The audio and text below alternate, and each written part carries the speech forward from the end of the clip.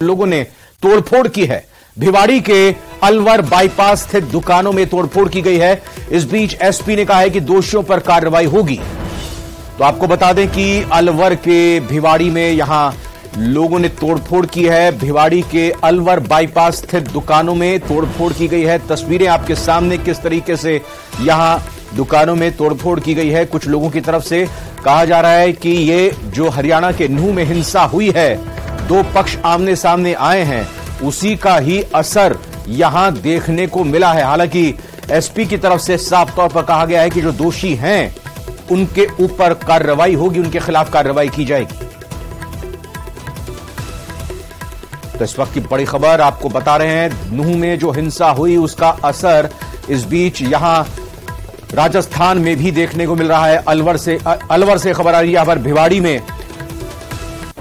कुछ लोगों की तरफ से तोड़फोड़ की गई है दुकानों में। दुकानों की तोड़फोड़ के बाद कैसी स्थिति, वहां पर दरवाजों के कांच शीशे तोड़ दिए गए और दुकानों के अंदर घुसकर भी लोगों की तरफ से तोड़फोड़ की गई है। भिवाड़ी की ये खबर, भिवाड़ी की ये तस्वीरें, एसपी ने हालांकि ये चेतावनी दी और साफ तौर पर कह दिया है कि जो भी लोग इस तोड़फोड़ में शामिल हैं उनके खिलाफ सख्त कार्रवाई होगी। तो हरियाणा के नूंह में जो कल हिंसा हुई उसका साइड इफेक्ट, उसका असर यहां देखने को मिल रहा है। लेकिन न्यूज 18 राजस्थान की आप लोगों से अपील, हर तरह की अफवाहों से बचें।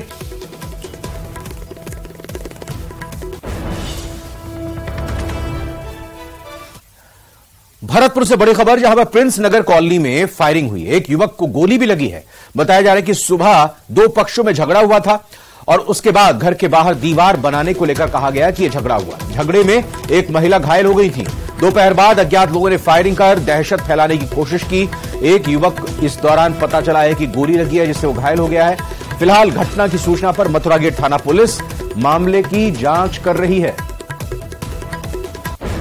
तो भरतपुर की यह खबर आपको बता रहे हैं, जहां पर प्रिंस नगर कॉलोनी में फायरिंग की वारदात हुई है।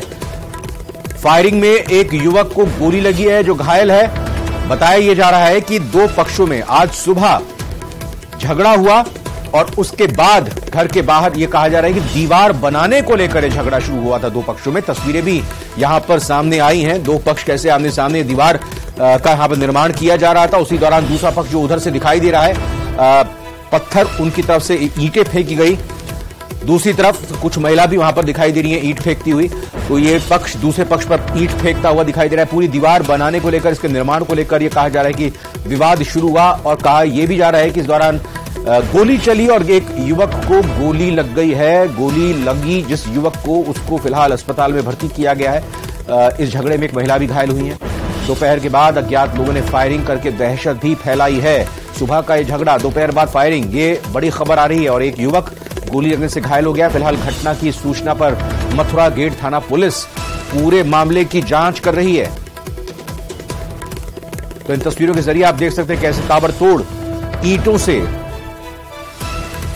हमला किया गया है दूसरे पक्ष के ऊपर। वहीं दो पक्षों की यह भिड़ंत दीवार के निर्माण को लेकर हुई थी और इस दीवार के निर्माण को लेकर सुबह सुबह ये तस्वीरें सामने आई हैं। कहा यह भी गया कि दोपहर बाद, पहले तो सुबह झगड़ा हुआ, पत्थरबाजी हुई और उसके बाद दोपहर के बाद गोली भी चलाई गई, जिसमें एक युवक घायल हो गया है, महिला भी घायल हुई है।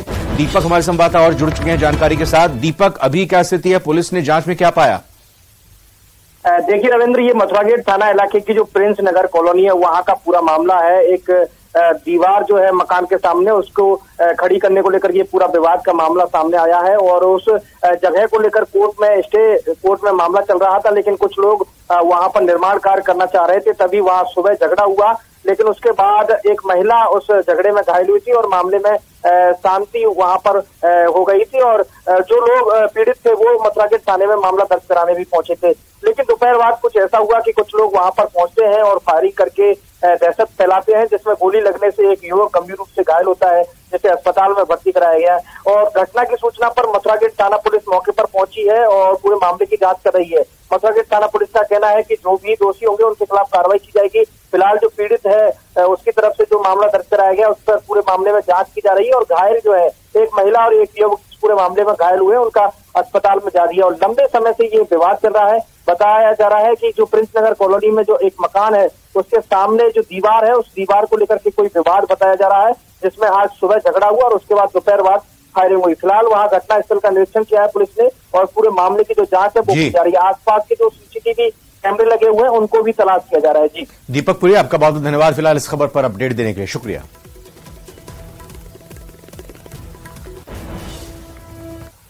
ट्रांसफर से जुड़ी एक ब्रेकिंग न्यूज आपको दे दें। एडिशनल एसपी 61 एडिशनल एसपी के तबादले हुए हैं, ट्रांसफर हुए हैं। गृह विभाग ने ये आदेश जारी किए हैं। आपको बता दें, शालिनी राज एएसपी नीमका थाना बनाई गई हैं। रामप्रकाश मीणा एएसपी महिला अपराध अनुसंधान इकाई भरतपुर की जिम्मेदारी इनको दी गई है। तो कुल मिलाकर वैसे 61 एडिशनल एसपी के ट्रांसफर की यह खबर आ रही है, जिसको लेकर गृह विभाग ने आदेश जारी किए हैं। और मुख्य तौर पर जो दो अभी जानकारी हम आपको दे रहे हैं, शालिनी राज एएसपी नीमका थाना के तौर पर अब इनको जिम्मेदारी दी गई है, वहीं राम प्रकाश मीणा एएसपी महिला अपराध अनुसंधान इकाई भरतपुर के तौर पर अपनी नई जिम्मेदारी को संभालेंगे। गृह विभाग की तरफ से ये लिस्ट जारी हुई है।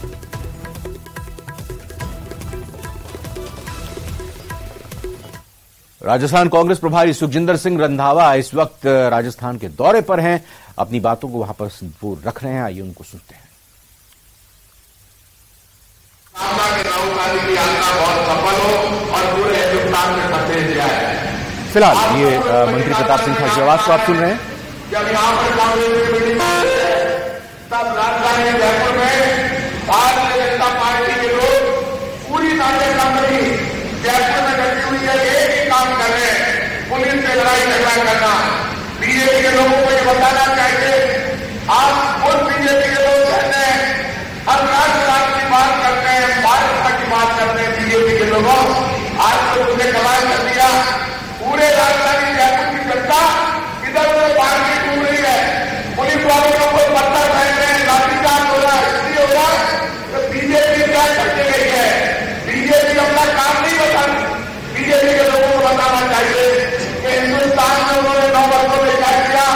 इन्हीं प्रधानमंत्री जी ने कहा था, भाइयों बहनों चिंता करने की जरूरत नहीं है, 50 दिन दे दो, नोटबंदी के 50 दिन के बाद देश बदल दूंगा और 15 लाख और अच्छे दिन आपके खाते में आ जाएंगे। इन्हीं बीजेपी के लोगों ने कहा था, हुआ क्या ना तो 15 लाख के दिन अच्छे दिन आए, 500,000 का नोट बंद कर दिया। 500,000 का नोट बंद करने के बाद 50,000 करोड़ रुपए इन लोगों ने 2,000 का नोट सामने में खड़ा कर दिए। अब बीजेपी के लोगों ने 2,000 का नोट भी बंद कर दिया। सारे लोग लाइनों में खड़े हुए, इसमें पूरा देश राजस्थान की तरफ देख रहा है। सबके मन में एक भरोसा है कि ये राजस्थान की धरती, ये महाराणा प्रताप की धरती, ये पन्ना भाई की धरती, ये पंजाबी की धरती, यहाँ के सब लोग मिलकर इस बार हार का फैसला करेंगे और राजस्थान से कांग्रेस की जो जीत की शुरुआत होगी वो हिंदुस्तान की मां बहन बेटी की आंख में चमक लेकर आएगी। ये ध्यान रखें, फैसला आपको करना है, क्योंकि यहाँ की धरती से जो त्योहार की धरती फैसला कर देगी, जो भागवाड़ा फैसला कर देगा, उदयपुर चित्तौड़ फैसला कर देगा, ये मानकर चलना राजस्थान को इसी का राज आएगा। आप लोग इस बात को जानते हैं कि राजस्थान में कांग्रेस की सरकार की कोई कमी नहीं है। राहुल गांधी जी आए, कर्नाटक का चुनाव हुआ, बीजेपी के लोगों ने प्रधानमंत्री जी ने कहा बजरंग बली आएंगे, बीजेपी के किसान का बटन दबाएंगे, सब लोग बजरंग बली की क्या लगाओ और बीजेपी को दिखाओ। कर्नाटक के चुनाव में बजरंग बली जी आगे आज के किसान का बटन दबा दिया, बीजेपी का किसान मकान खाली करवा दिया। आप मुझे बताइए, बजरंग बली ने न्याय कर दिया। जिन लोगों ने राहुल गांधी का बर्बाद कर दिया, लोकसभा की सदस्यता जीती, उन लोगों ने बजरंग बली ने बीजेपी का खाना में दुकान मकान सरकार सब जीती। और मैं आज आपको कह रहा हूं, एक बात मैं कर लेना, राम भी कांग्रेस के साथ है और कांग्रेस का राम भी कांग्रेस के साथ है। कांग्रेस कांग्रेस कमजोर नहीं है, मैं जानता हूं, छोटे मोटे झगड़े होते हैं। और सिद्धू मूसेवाला हत्याकांड से जुड़ी एक बड़ी खबर आपको बता दें। मास्टरमाइंड, इस हत्याकांड का मास्टरमाइंड सचिन बिश्नोई दिल्ली लाया गया है। अजरबैजान से दिल्ली लेकर स्पेशल टीम यहां पहुंची है। गृह मंत्री अमित शाह की निगरानी में यह पूरा ऑपरेशन चला है उसको लाने का। जी हां, सूत्र ये जानकारी दे रहे हैं। सचिन बिश्नोई आज कोर्ट में पेश किया जाएगा। तो आपको बता दें कि यह बड़ी खबर आपको बता रहे हैं, सिद्धू मूसेवाला हत्याकांड से जुड़ी हुई मास्टरमाइंड, इस हत्याकांड का मास्टरमाइंड सचिन बिश्नोई, उसको दिल्ली लाया गया है। अजरबैजान से दिल्ली लेकर यह स्पेशल टीम आई है जो गई थी अजरबैजान, उसको यहां भारत लाने के लिए दिल्ली फिलहाल उसको लेकर आया गया है।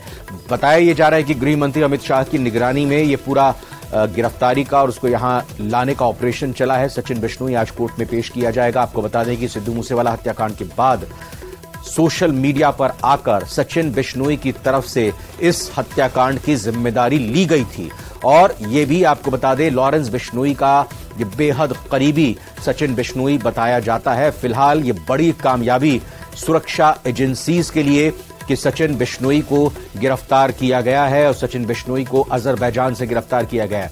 वहां रहकर भी ये लगातार अपने कार्यकलापों को अंजाम दे रहा था, अपने गिरोह को संगठित करके उनकी तरफ से क्राइम करने की लगातार कोशिश कर रहा था और सचिन बिश्नोई की ये गिरफ्तारी, जो कि अजरबैजान में बैठा हुआ अपने गिरोह को संचालित कर रहा था, लगातार कांटेक्ट में था लॉरेंस बिश्नोई और बाकी तमाम गिरोह के सदस्यों के साथ, ये एक बड़ी अहम कामयाबी गृह मंत्री अमित शाह की निगरानी में न सिर्फ गिरफ्तारी का बल्कि अजरबैजान की मदद से उसे वापस दिल्ली लाने का, भारत लाने का यह ऑपरेशन अमित शाह की निगरानी में चला है। सूत्रों से जानकारी मिल रही है।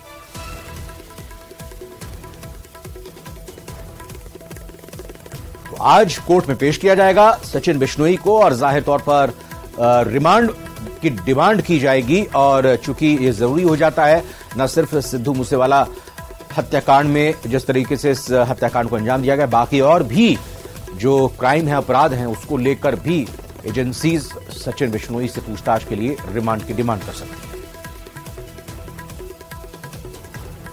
एक और ब्रेकिंग न्यूज आ रही है। मुख्यमंत्री अशोक गहलोत की याचिका पर फैसला सुरक्षित रखा गया है। जी हां, आपराधिक मानहानि का यह मामला जिसमें केंद्रीय मंत्री गजेंद्र सिंह शेखावत की तरफ से मामला दर्ज कराया गया था, निचली अदालत द्वारा जारी समन को सेशन कोर्ट में चुनौती दी गई थी। राउज एवेन्यू कोर्ट ने, आपको बता दें, पिछले दिनों अशोक गहलोत मुख्यमंत्री की याचिका पर फैसला सुरक्षित रखा है। गहलोत के वकील ने कहा है कि गहलोत का बयान एक गृह मंत्री के रूप में था।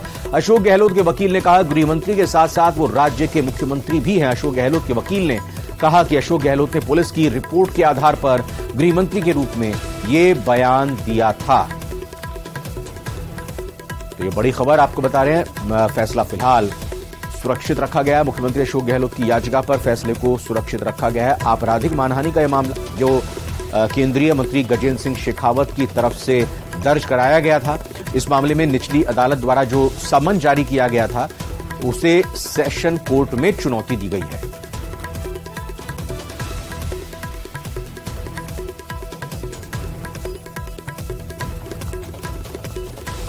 और फिलहाल एक छोटे से ब्रेक का। बीजेपी के आज किए गए नहीं सहेगा राजस्थान के आज संबंध में बड़ी खबर आपको बताना चाहेंगे, जहां पर बीजेपी का हल्ला बोल प्रदर्शन जो हुआ, उस प्रदर्शन के दौरान पुलिस और कार्यकर्ताओं में झड़प भी हुई और झड़प में कई बीजेपी कार्यकर्ता गंभीर रूप से चोटिल हो गए हैं। एसएमएस ट्रॉमा सेंटर में 4 गंभीर घायलों को लाया गया है। चिकित्सकों की टीम ने इलाज शुरू कर दिया है। तो तस्वीरें भी आ चुकी हैं यहां पर, जो बीजेपी के कार्यकर्ता इस दौरान घायल हुए हैं।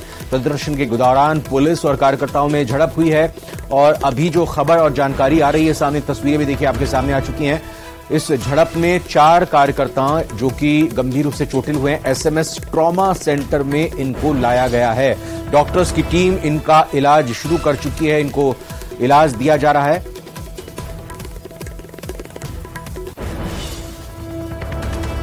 बांसवाड़ा में कांग्रेस का कार्यक्रम हो रहा है। गोविंद सिंह डोटासरा पीसीसी चीफ अपनी बातों को रख रहे हैं, सुनते हैं।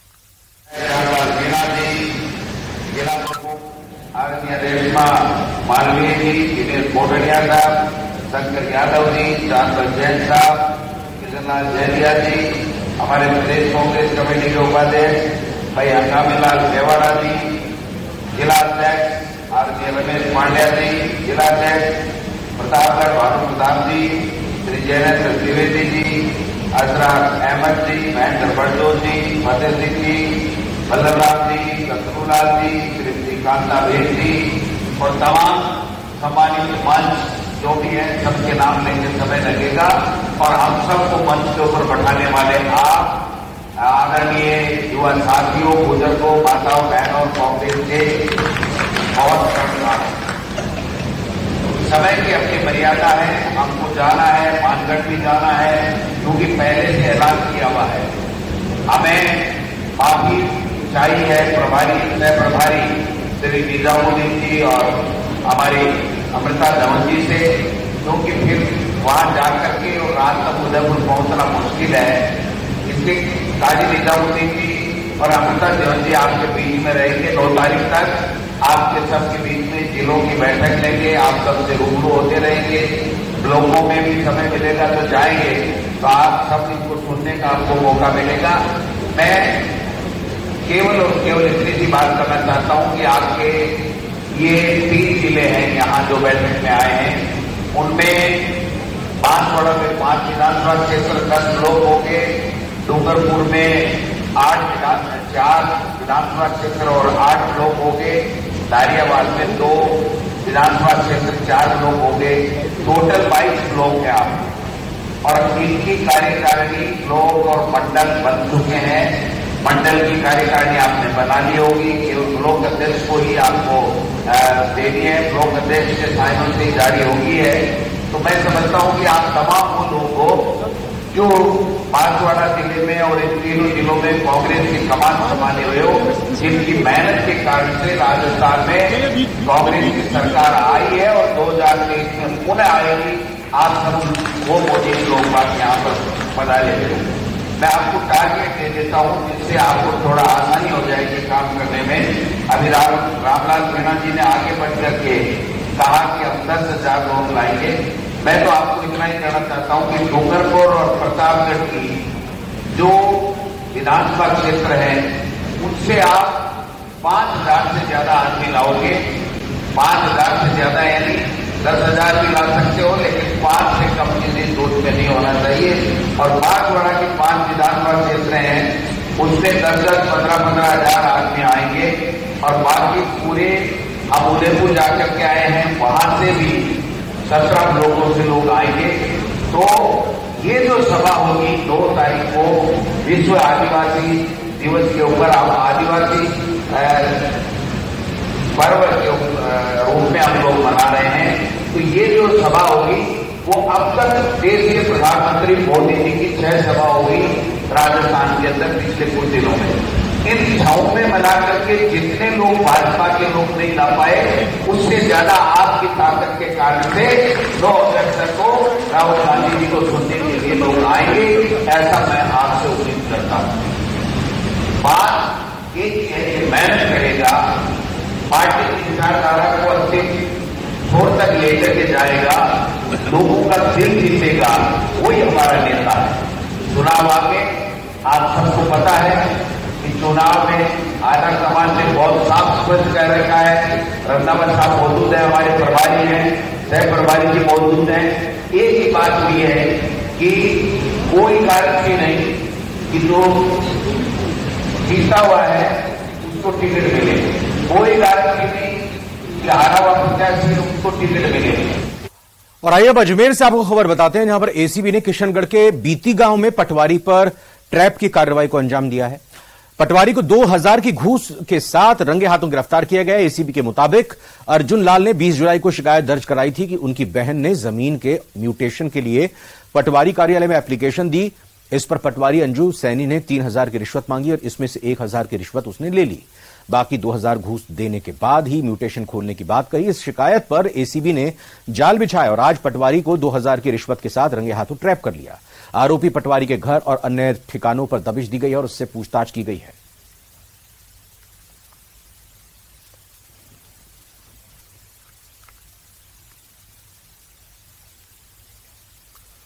और इसी खबर के साथ